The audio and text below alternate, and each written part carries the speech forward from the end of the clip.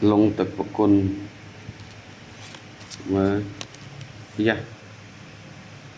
rồi hết mà tới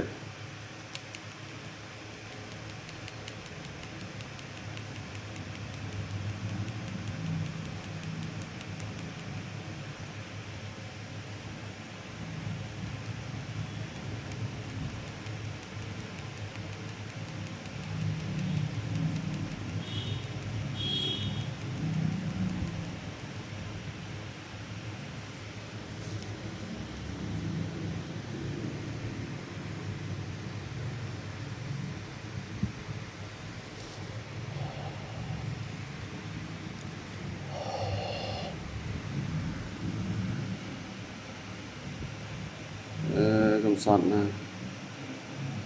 tầng thơm mạch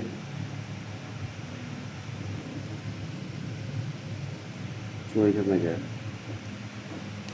tôi nhẹ nhàng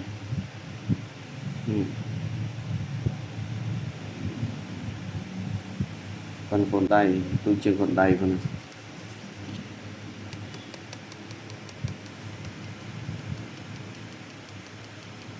tăng cho phật tật tăng hình cao hờ là vẽ rồi